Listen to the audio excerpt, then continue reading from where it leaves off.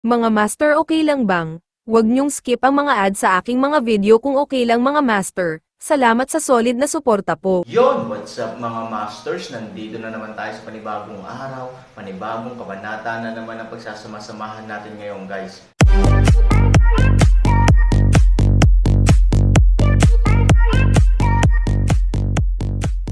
Bali mga masters, kung bago ka pa lang po sa aking YouTube channel, please click the subscribe button, lalong-lalo na po yung notification bell guys, para maging connected pa rin tayo sa isa't isa at maging updated kayo sa mga susunod ko pang video. Bali mga masters, bago natin umpisahan ng kwento ay mag-shoutout po muna tayo para sa mga solid nating tagapakinig. Yun na nga mga masters, no? Bali hindi na ito patagalin. In 3, 2, 1, let's go! Wow!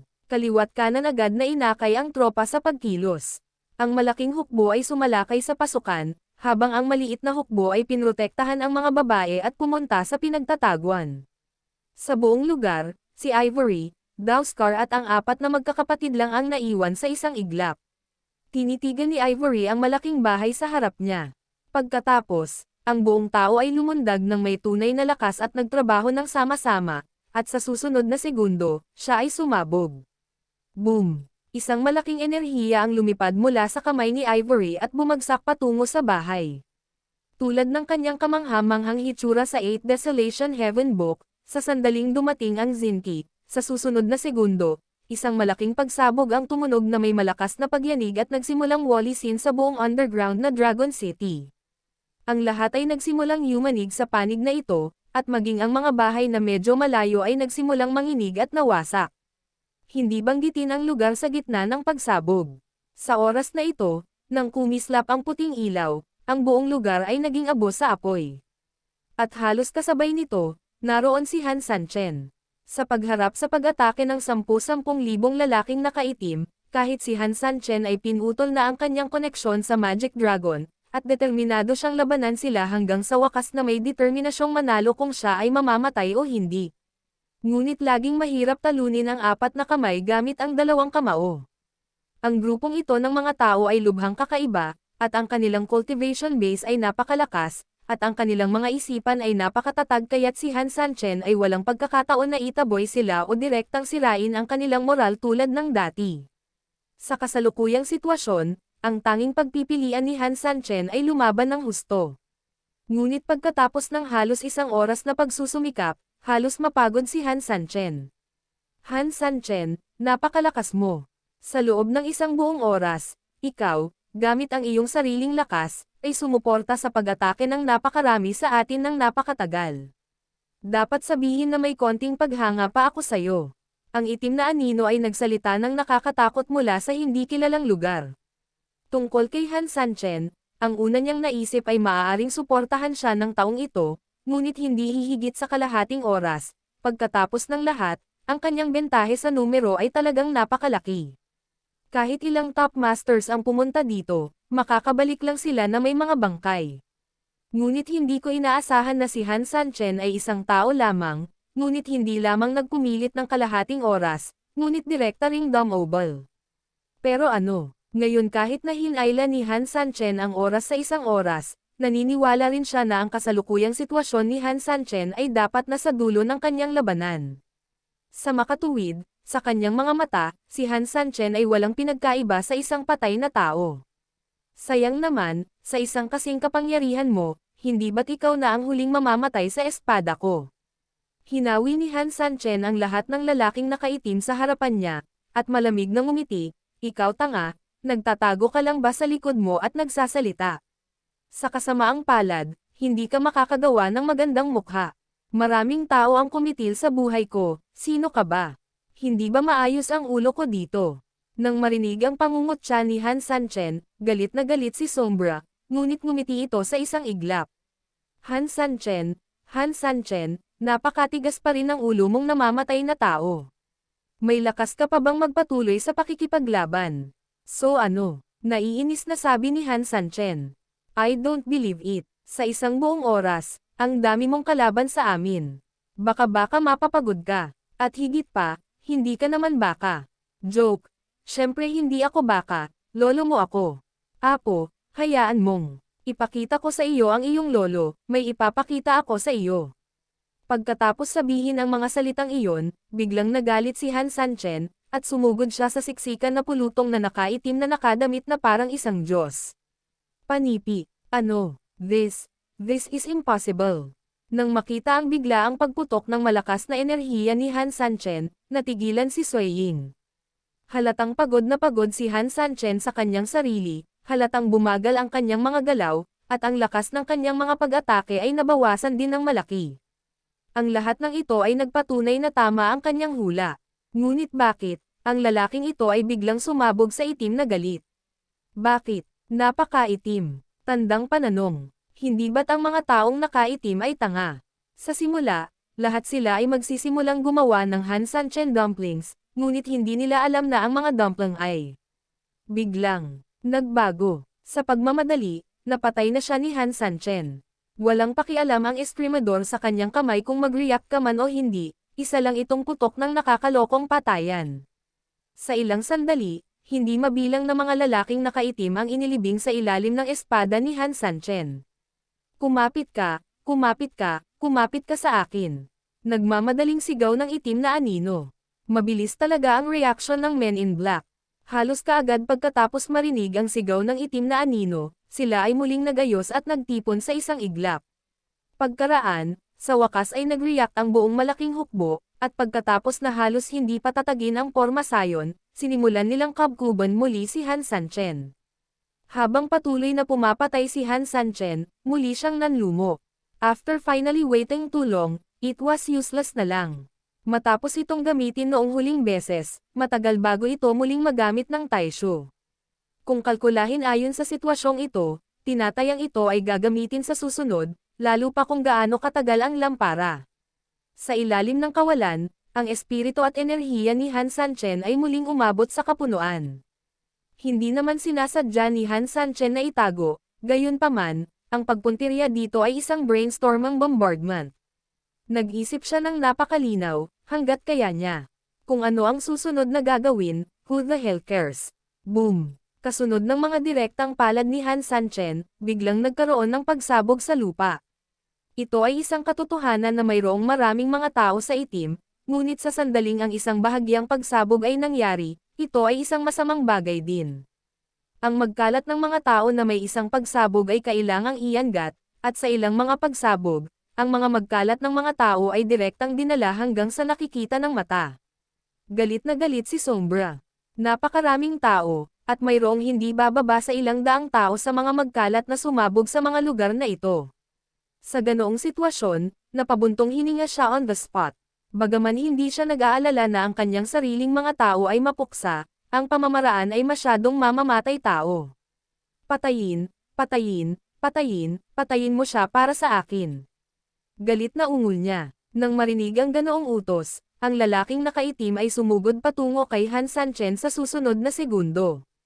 Ngunit halos sa oras na ito, may isa pang putok, na nagpailing sa lahat ng naruroon. Biglang huminto si Han Sanchen at tumingin sa lugar ng pagsabog. Sa sitwasyon ngayon, dapat niyang tretuhin ng mabuti ang bawat sitwasyon. Maaaring may mali kay Ivory at sa iba pang umatras, o maaaring may mga reinforcement ang kalaban, at iba pa, paanong magiging pabaya si Han Sanchen. May reaksyon dito si Han Sanchen, at halatang may reaksyon din ang kabilang panig. Ang lahat ng mga taong naghihintay ay nagmamadaling lumingon para sundan ang tunog ng pagsabog. Sandaling tulala sila, mga ilang daang metro ang layo sa kanila. Biglang, isang napakalakas na puwersa mula sa lupa ang biglang tumama. Ang lupa ay direktang binaligtad sa isang malaking butas, at ang nagninangas na pulang apoy ay direktang bumaril sa kalangitan. Bagamat hindi masyadong malakas ang explosive power at destructive power nito, at halos lumalaban ang makapal na lupa sa lakas nito, napakalakas ng visual effect na dala nito. Kahit papaano, sa napakadilim na gabi, napakakulay. Nakaramdam ng kakaiba si Han Sanchen. Ang direksyong iyon ay tila hindi ang direksyon kung saan tumakas si Ivory at ang iba pa. Gayunpaman, ang amoy ng pagsabog ay medyo katulad ng kay Ivory. Natarante rin ang lalaking nakaitim. Wala silang suporta, kaya malamang na hindi sila maging friendly na puwersa. Bukod dito, Napakahigpit ng kanilang disiplina, kung walang utos ng Sombra, imposibleng magkaroon sila ng sarili nilang mga tao na padalos-dalos na pumunta sa ibang lugar para umatake. At saka, ang direksyong ito. Fuck! Ang itim na figure na kanina pa nagtatago sa dilim ay biglang hindi napigil ang mapasigaw. Marahil ay hindi alam ni Han Sanchen kung saan ang lugar na ito, ngunit alam na alam nila ito. Hindi ba ito ang kanilang lungga? Sino ang mag-aalaga sa kanilang lungga? Damn it! Biglang naalala ng anino kung sino iyon. Malinaw, sa oras na ito, sino ang maaaring biglang umatake sa kanilang lungga, maliban sa mga lalaking unang tumakas at umatras, sino pa kaya ito? Ang mga langgam na ito ay sadyang mapot.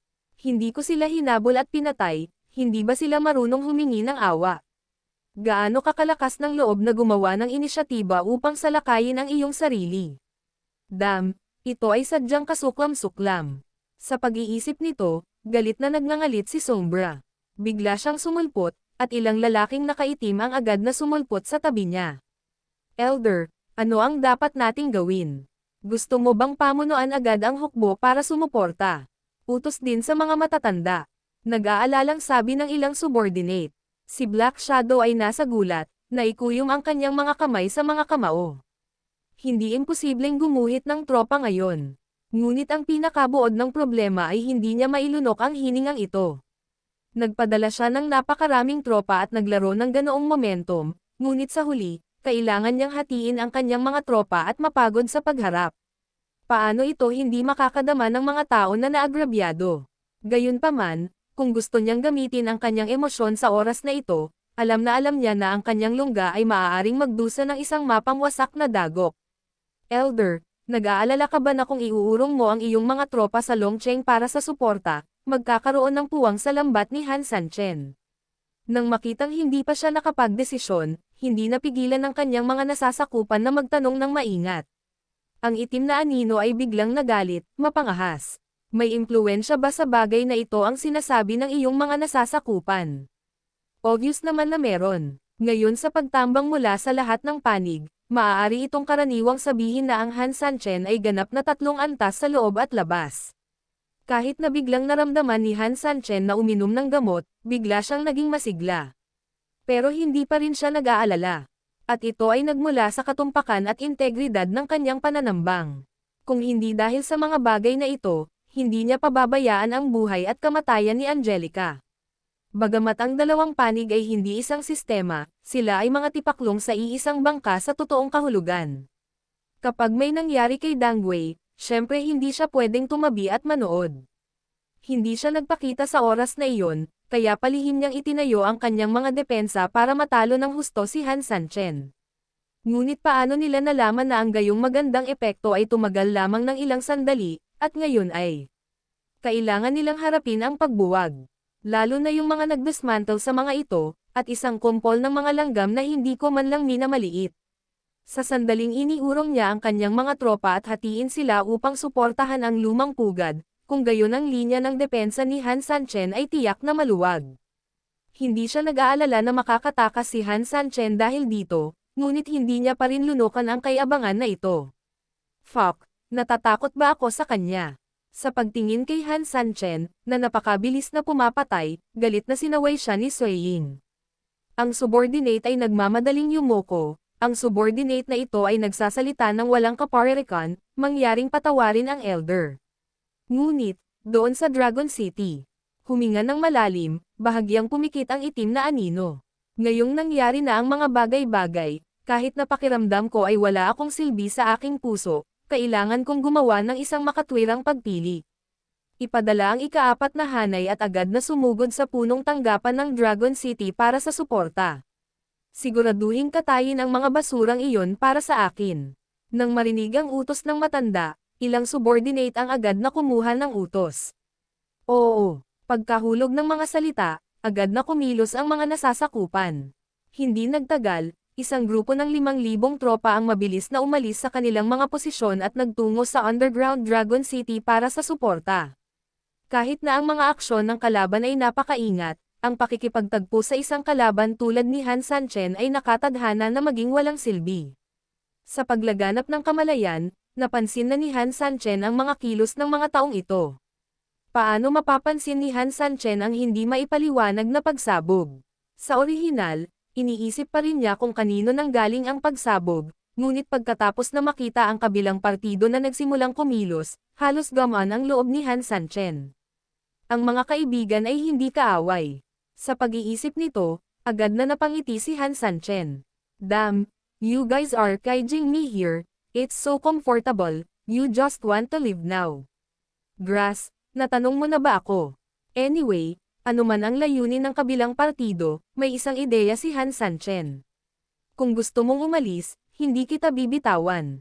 Ang kaaway ng iyong kaaway ay ang iyong kaibigan. Ang paggawa nito sa kalaban ay ganap na tama.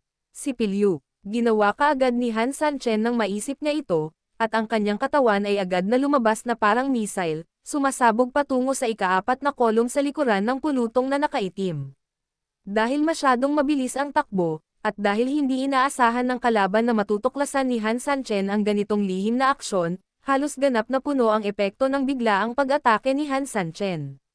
Boom! Ang hindi nakahanda na ika-4 na hanay, tulad ng isang tupang walang paa, ay nakabunggo kay Han Sanchen, isang mabangis na tigre.